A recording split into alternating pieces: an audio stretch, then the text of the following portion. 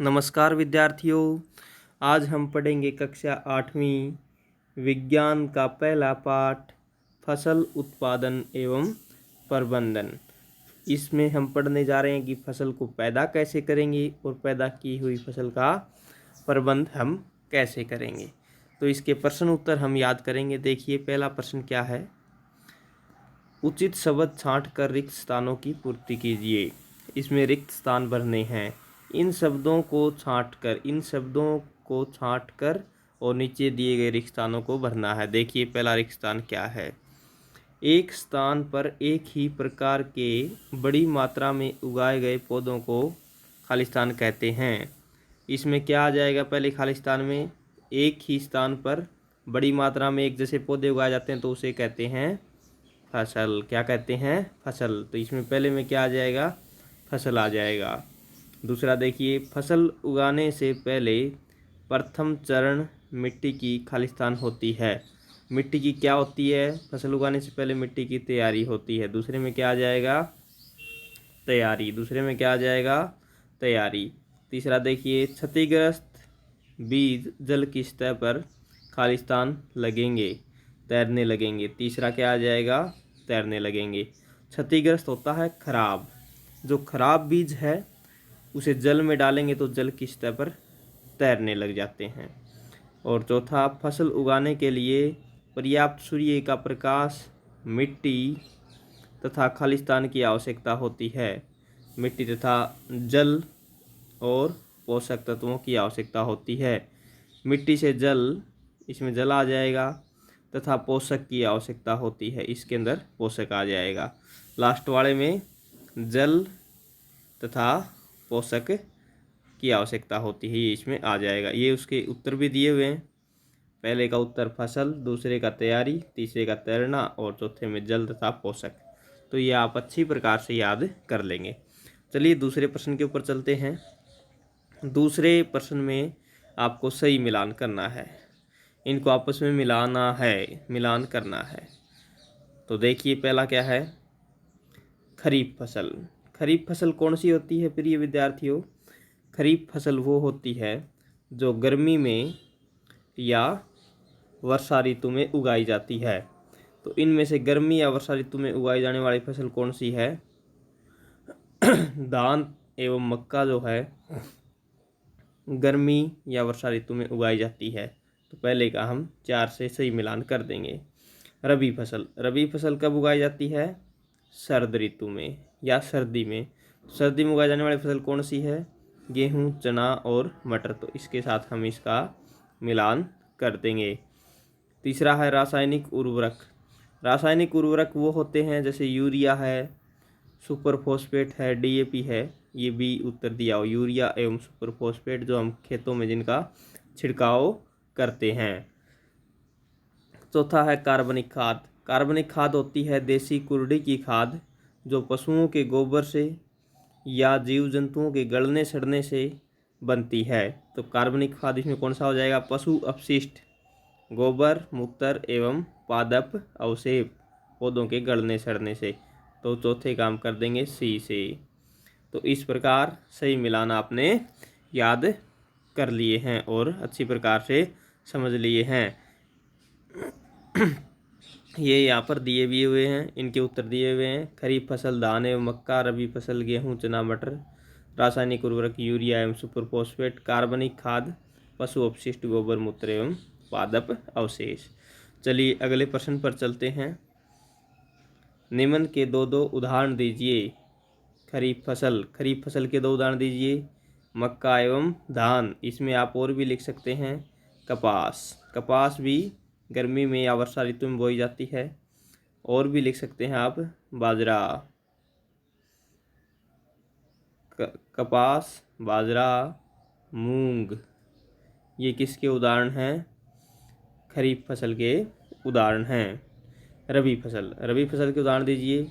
गेहूं और चना। हम गेहूं के साथ सरसों भी उगाते हैं ना, तो इसमें आप सरसों भी लिख सकते हैं।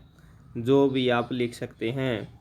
रबी फसल कौन सी हो जाएगी। गेहूं, चना, सरसों, जौ, क्योंकि ये सर्दी में उगाए जाते हैं, उन्हें रबी फसल कहते हैं। खरीफ फसल गर्मी में या वर्षा ऋतु में उगाई जाती है। तो ये आप अच्छी प्रकार से याद कर लेंगे। अगले प्रश्न पर चलते हैं। निम्न पर अपने शब्दों में एक एक पैराग्राफ लिखिए। मिट्टी तैयार करना, बुआई, निराई और थ्रेसिंग, इन पर एक एक पैराग्राफ आपको लिखना है। मिट्टी तैयार करना तो अपनी भाषा में भी आप लिख सकते हैं। मिट्टी को तैयार, सबसे पहले मिट्टी को फोला किया जाता है, इसे हल वगैरह की सहायता से फोला करते हैं। बीज बोने के लिए इसको तैयार करते हैं। देखिए पैराग्राफ पढ़िए। मिट्टी तैयार करना, यह प्रक्रिया फसल उगाने का प्रथम चरण है। फसल उगाने का पहला चरण है। मिट्टी को पलटने, पोला बनाने से पौधे की जड़ें गहराई तक जाकर श्वसन कर सकती हैं। मिट्टी को इसमें पलट कर पोला किया जाता है, नरम किया जाता है, जिससे जड़ें गहराई तक चली जा सकती हैं। पोली बनाई गई मिट्टी से केंचुओं तथा सूक्ष्म जीवों को वृद्धि में सहायता मिलती है। पोली मिट्टी या नरम मिट्टी में केंचुए तथा सूक्ष्म जीवों की संख्या बढ़ जाती है तथा ये मिट्टी को और अधिक पोला कर अयूमस बनाते हैं। ये मिट्टी को और ज़्यादा नरम कर देते हैं और उसमें केंचुए और जो सूक्ष्म जीव हैं वो ह्यूमस बनाते हैं। इसके अतिरिक्त मिट्टी पलटने से पोषक तत्व ऊपर आ जाते हैं और अच्छी फसल उगाने से अत्यंत महत्वपूर्ण होते हैं। मिट्टी पलटने से जो पोषक तत्व होंगे वो मिट्टी के ऊपर आ जाएंगे और फसल अच्छी बनेगी, क्योंकि ये पोषक तत्व फसल के लिए अच्छे होते हैं। तो मिट्टी पलटना ज़रूरी है मिट्टी को फोला करने के लिए, जिससे केंचुए और सूक्ष्म जीवों की संख्या बढ़ जाएगी, मिट्टी और ज़्यादा फोली हो जाएगी, उसमें ह्यूमस बढ़ जाएगा, पोषक तत्व ऊपर आ जाएंगे। इसलिए मिट्टी को नरम या फोला करना या तैयार करना ज़रूरी है। दूसरा देखिए, दूसरा पैराग्राफ अगला क्या था? बुआई। ये फसल उत्पादन का महत्वपूर्ण चरण है। मिट्टी को तैयार करने के पश्चात खेत में बीज बोए जाते हैं। उचित दूरी एवं गहराई पर खेत में बीज बोना बुआई कहलाता है। सबसे पहले मिट्टी को तैयार किया जाता है, उसके बाद उचित दूरी पर और उचित गहराई पर खेत में बीज बोए जाते हैं, जिसे क्या कहते हैं? बुआई कहते हैं। बुआई के लिए अच्छी गुणवत्ता, साफ एवं स्वस्थ बीजों का चुनाव जरूरी होता है। बुआई करने से पहले हम देखेंगे कि बीज की गुणवत्ता अच्छी हो, बीज साफ हों और बीज स्वस्थ हों, उनका चुनाव करना ज़रूरी है। उचित बीजों को चुनने के बाद इन बीजों को उचित गहराई एवं उचित दूरी पर बोना चाहिए, ताकि प्रत्येक पौधे को पर्याप्त हवा, प्रकाश, खनिज एवं पानी मिल सके। बीज को उचित गहराई पर या उचित दूरी पर बोना चाहिए। उचित दूरी होगी तभी उनको हवा, प्रकाश, खनिज या पानी मिल सकेगा। बुआई के लिए निम्नलिखित विधियों का प्रयोग किया जाता है। Seed drill.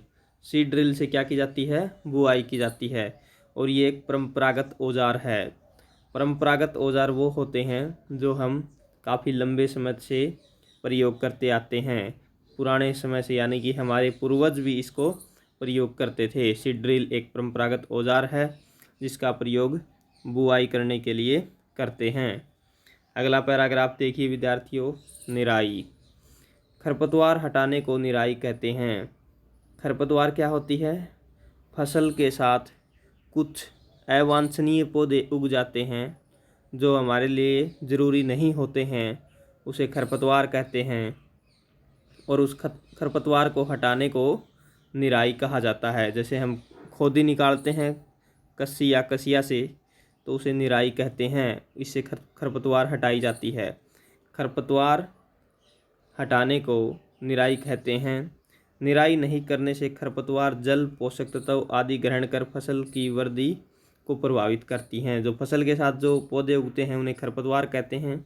ये खरपतवार जल, पोषक तत्व ग्रहण करके पौधे की वृद्धि को प्रभावित कर सकते हैं। जैसे बथुआ है, चुलाई है, दूब है, ये खरपतवार के उदाहरण हैं। इनको हटाना ज़रूरी है। फसल उगाने से पहले खेत जोतने पर धूप के कारण खरपतवार मर जाती है और मिट्टी में मिल जाती है।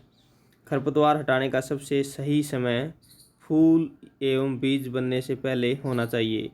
जब फसल पर फूल एवं बीज बढ़ने लगता है तब खरपतवार को हटाना बहुत ज़रूरी है। खरपतवार को हाथ, खुरपी, कसिया से आदि की सहायता से हटाया जा सकता है। हाथ, खुरपी, कस्सी या दराती की सहायता से हटाया जा सकता है। अगला पैराग्राफ देखिए। थ्रेसिंग। थ्रेसिंग क्या होता है? थ्रेसर से अनाज को निकालना।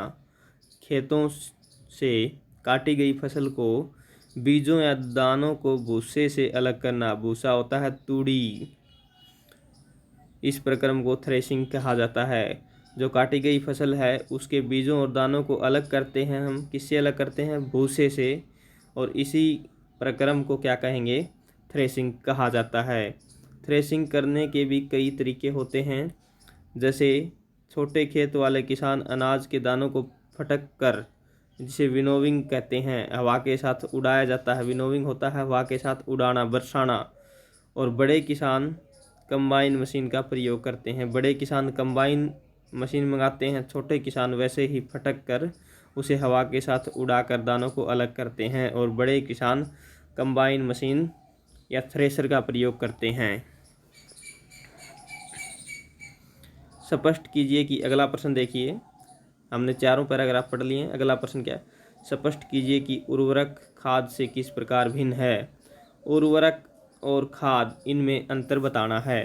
अब प्रिय विद्यार्थी, उर्वरक तो डीएपी है, यूरिया है। खाद क्या होती है? गोबर की खाद, देसी कुर्डी की खाद। तो उर्वरक फैक्ट्रियों में बनाई जाती है, खाद खेतों में बनाई जाती है। उर्वरक नुकसानदायक भी होती है, खाद कोई नुकसान नहीं पहुंचाती। उर्वरक ह्यूमस नहीं देती है, खाद हमें ह्यूमस देती है। ये इस प्रकार के अंतर हम पढ़ेंगे। उर्वरक एक अकार्बनिक है लेकिन खाद क्या है? कार्बनिक, क्योंकि खाद तो जैविक पदार्थों से बनी होती है। देखिए सबसे पहले उर्वरक। उर्वरक उर्वरक एक अकार्बनिक लवण है। ये अकार्बनिक लवण होता है जैसे डीएपी, यूरिया। यूरिया जो खेतों में छिड़काव करते हैं, ये किसके उदाहरण हैं? ये सभी के सभी उर्वरक के उदाहरण हैं। फॉस्फेट, डीएपी, यूरिया या फॉस्फेट, ये अकार्बनिक हैं क्योंकि ये रसायनों से बनते हैं, इसलिए इन्हें अकार्बनिक बोला जाता है। कार्बनिक नहीं होते हैं ये। इनका उत्पादन कारखानों में किया जाता है। कारखानों में, फैक्ट्रियों में इनका उत्पादन किया जाता है। इससे मिट्टी ह्यूमस प्राप्त नहीं होता। मिट्टी को ह्यूमस प्राप्त नहीं होता। इसमें पादप पोषक प्रचुरता में होते हैं। इसमें पोषक जो होते हैं ना, पोषक तत्व, वो प्रचुरता ज़्यादा मात्रा में होते हैं। ज़्यादा मात्रा में पोषक तत्व होते हैं। ये पानी में घुलनशील होने के कारण इनका अवशोषण शीघ्र हो जाता है। जैसे डीएपी है या यूरिया है, यूरिया पानी में घुलनशील है ना, तो इसका जो अवशोषण है वो जल्दी हो जाता है। ये फसल तक जल्दी पहुंच जाती है। अब देखिए खाद। खाद एक प्राकृतिक पदार्थ है। प्राकृतिक पदार्थ, या इसको हम कार्बनिक पदार्थ भी कहते हैं, जो गोबर, मानव अपशिष्ट एवं पौधों के अवशेषों के विघटन से प्राप्त होता है। गोबर से, मानव अपशिष्ट पदार्थों से, पौधों के अवशेष, जो पौधों के टूटे हुए भाग हैं, उनके विघटन मतलब उनके गलने और सड़ने से हमें क्या प्राप्त होती है? खाद प्राप्त होती है। खाद खेतों में बनाई जाती है। अब जैसे कुर्डी की खाद वो खेतों में बनाई जाती है।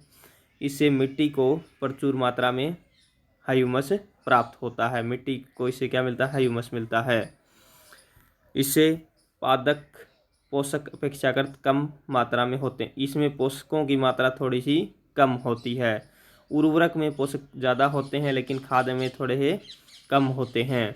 ये पानी में अघुलनशील होने के कारण इनका अवशोषण धीरे धीरे होता है। और ये खाद जो होती है पानी में अघुलनशील होती है, जिससे इनका अवशोषण धीरे धीरे होता है। फसल पर ये धीरे धीरे काम करती है। अगला प्रश्न देखिए। अगला प्रश्न क्या है?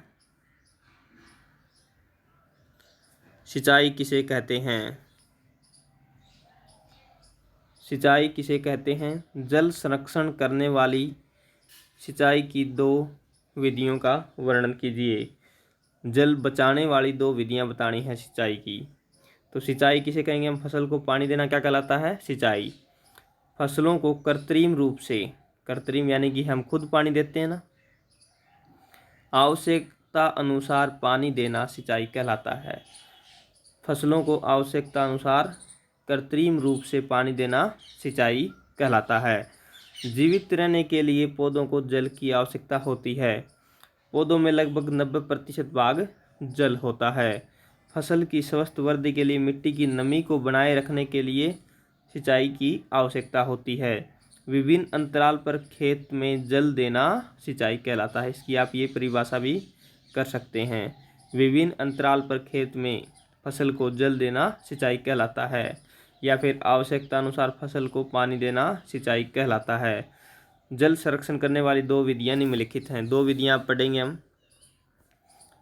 पहली विधि है छिड़काव विधि या छिड़काव तंत्र। इसमें पानी को छिड़का जाता है। इस विधि का इस्तेमाल असमतल भूमि जहाँ पर जल कम मात्रा में उपलब्ध हो के लिए किया जाता है। इसमें नलों के ऊपर घूमने वाली नोजल लगी होती है। इसमें नोजल लगाई जाती है। जब पंप से जल मुख्य पाइप से भेजा जाता है तो घूमते हुए नोजल से बाहर निकल जाता है और वर्षा की भांति छिड़काव करता है। इस विधि को बलुई मिट्टी के लिए अत्यंत उपयुक्त होती है। छिड़काव विधि जिसमें पानी को नोजल से छिड़का जाता है और ये बलुई मिट्टी या बालू मिट्टी में ज़्यादा आवश्यक है और ये असमतल भूमि में ज़्यादा कामयाब रहता है। दूसरा है ड्रिप तंत्र। ड्रिप तंत्र, ड्रिप विधि। इसमें जल बूंद बूंद करके पौधे पर गिरता है और बेकार नहीं होता है। छिड़काव विधि में तो जल उड़ भी जाता है छिड़काव करने से, लेकिन ड्रिप तंत्र में जल बूंद बूंद करके पौधे की जड़ के पास गिरता है और बेकार नहीं होता है। ये कम पानी वाले क्षेत्रों के लिए एक वरदान है। इसमें फलदार पौधों, बगीचों आदि को पानी देने का स्रोत, ये बगीचों या फलदार पौधों में पानी दिया जाता है। ड्रिप तंत्र में इस प्रकार पाइप होती हैं। काफ़ी सारे पाइपों का जाल खेत में बिछा दिया जाता है और पौधों की जड़ के पास उस पाइप के अंदर एक वोल लगा दिया जाता है। उस वोल से बूंद बूंद करके पानी गिरता रहता है जो पौधे की जड़ में जाता है। ड्रिप तंत्र इसीलिए कहते हैं इसको, इससे बूंद बूंद करके पानी गिरता है। अगला प्रश्न देखिए विद्यार्थियों, यदि गेहूं को खरीफ ऋतु में उगाया जाए तो क्या होगा? गेहूं कौन सी ऋतु की फसल है? गेहूं सर्दी में उगाई जाती है, रबी ऋतु की फसल है। लेकिन इसको खरीफ ऋतु में उगाया जाए तो क्या होगा? गेहूं एक रबी फसल है। उत्तर देखिए इसका। इसे शीत ऋतु में उगाया जाता है। खरीफ ऋतु जून से सितंबर तक होती है। इस समय वर्षा काफ़ी अधिक मात्रा में होती है, इसलिए इसे वर्षा ऋतु भी कहते हैं। यदि गेहूं को इस समय उगाया जाए तो गेहूं के पौधे अधिक मात्रा में पानी मिलने की वजह से सड़कर खराब हो जाएंगे और फसल बर्बाद हो जाएगी। तो इसका उत्तर यही याद रखना है। यदि गेहूं को खरीफ ऋतु में उगाएंगे तो खरीफ ऋतु में वर्षा ज़्यादा होती है। ज़्यादा वर्षा को गेहूं सहन नहीं कर पाता है और गर्मी भी ज़्यादा होती है और ज़्यादा गर्मी को भी गेहूं सहन नहीं कर पाता है और फसल क्या हो जाएगी? बर्बाद हो जाएगी। अगला प्रश्न देखिए विद्यार्थियों, खेत में लगातार फसल उगाने से मिट्टी पर क्या प्रभाव पड़ता है?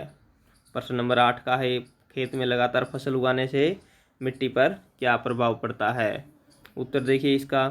खेत में लगातार फसल उगाने से मिट्टी में कुछ पोषक तत्वों की कमी हो जाती है, जिससे उसकी उर्वरता भी कम हो जाती है। लगातार फसल उगाएंगे तो पोषक तत्व मिट्टी से फसल सोख लेगी, जिससे उसकी कमी हो जाएगी पोषक तत्वों की, जिससे उर्वरता, मिट्टी की जो उर्वरता है, उपजाऊ शक्ति है, वो कम हो जाती है। यही कारण है कि खेत में लगातार फसल नहीं उगानी चाहिए और खेत को कुछ समय के लिए परती छोड़ देना चाहिए। परती का मतलब उसे पड़तल बोलते हैं, पड़तल या खाली छोड़ देना चाहिए। एक अन्य तरीका फसल चक्रण है। यदि खाली नहीं छोड़ सकते तो दूसरा तरीका क्या है? फसल चक्रण। चक्रण का मतलब बदल बदल कर फसल बोना। इसमें किसान एक फसल के बाद दूसरी किस्म की फसल उगाते हैं, जिससे मिट्टी में नाइट्रोजन का पुनः चक्रण हो जाता है। जैसे एक साल हम सरसों बोते हैं तो दूसरी साल हम गेहूं बो देंगे, जिससे फसल बदल बदल कर फसल बोने से नाइट्रोजन का पुनः चक्रण हो जाता है। इससे मिट्टी पर ज़्यादा प्रभाव नहीं पड़ता है। तो इसका उत्तर क्या है? खेत में लगातार फसल उगाने से मिट्टी पर क्या प्रभाव पड़ता है? मिट्टी के पोषक तत्व कम हो जाते हैं और मिट्टी में फसल की पैदावार कम होने लगती है। यही इसका उत्तर है। अगले प्रश्न पर चलते हैं। खरपतवार क्या है, हम इनको नियंत्रित कैसे कर सकते हैं। खेत में फसल के साथ कई अवांछित या बेकार पौधे उग जाते हैं। फसल के साथ बेकार पौधे उग जाते हैं, इन पौधों को खरपतवार कहते हैं। इन पौधों को क्या कहते हैं, खरपतवार कहते हैं। इनको हटाना क्या कहलाता है, निराई। इनको निराई के द्वारा हटाना बहुत ज़रूरी होता है, क्योंकि ये फसल की वृद्धि पर प्रभाव डालते हैं और पशुओं और मनुष्य के लिए विषैले हो जाते हैं, पशुओं और मनुष्य के लिए जहरीले हो जाते हैं। इनको नियंत्रित करने के 2 तरीके देखिए। पहला तरीका, फसल उगाने से पहले खेत जोतिए। फसल उगाने से पहले मिट्टी को तैयार करते हैं ना, उसे खेत जोतना भी कहते हैं। इससे खरपतवार के जो पौधे होते हैं वो सूख कर मर जाते हैं। दूसरा तरीका, फूल बीज आने से पहले हाथ या खुरपी की सहायता से पौधों को उखाड़ देते हैं। तीसरा तरीका, खरपतवार नाशी रसायनों का प्रयोग करके। खरपतवार को हटाने का तरीका क्या है, खरपतवार नाशी रसायन उनका छिड़काव कर देंगे, इससे खरपतवार के पौधे मर जाते हैं, जल जाते हैं। ठीक है, ये 2 तरीके हैं खरपतवार हटाने के। 3 तरीके हमने पढ़े, ये आपको याद रखने हैं। अगला प्रश्न देखिए, निम्न बॉक्स को सही क्रम में इस प्रकार लगाइए कि गन्ने की फसल उगाने का रेखा चित्र तैयार हो जाए। गन्ने की फसल उगाने का रेखा चित्र तैयार हो जाए तो पहले पर क्या आएगा, पहले पर आएगा 5वां पॉइंट जो आपको याद रखना है। 5वां क्या है, मिट्टी तैयार करना। पहले पर आ जाएगा, सबसे पहले तो मिट्टी तैयार करते हैं, उसके बाद उसमें बुआई करते हैं, उसके बाद 4 नंबर वाला आ जाएगा मिट्टी की बुआई करने के बाद उसमें बुआई आ जाएगा, जुताई आ जाएगा। पहले तो मिट्टी तैयार करना, फिर उसकी जुताई करना, फिर उसकी बुआई करना, फिर अगला 7 नंबर पर आ जाएगा उसे खाद देते हैं, फिर 2 नंबर आ जाएगा उसे सिंचाई करते हैं, फिर 3 नंबर पर आ जाएगा फिर उसकी कटाई करते हैं, फिर 1 नंबर फसल को चीनी मिल में भेजते हैं। तो सबसे पहले क्या करते हैं, मिट्टी को तैयार करते हैं सबसे पहले, फिर उसकी जुताई करते हैं, फिर उसकी बुआई करते हैं।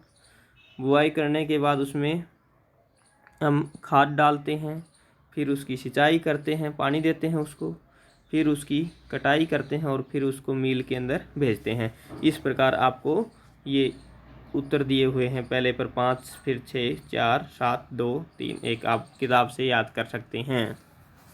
अगला प्रश्न देखिए, दिए गए संकेतों की सहायता से पहेली को पूरा कीजिए। ये पहेली दी हुई है, इसमें इस प्रकार भरने हैं और इस प्रकार आपको भरने हैं। देखिए मैंने उत्तर लिख दिए हैं उनके आगे, वो उत्तर आपको याद रखने हैं और कॉपी के अंदर आपको लिख भी लेने हैं, ये कंपटीशन में पूछे जाते हैं। पहला प्रश्न देखिए, पहले सिंचाई एक पारंपरिक तरीका। सिंचाई का एक पारंपरिक तरीका कौन सा है, रहट या रहत।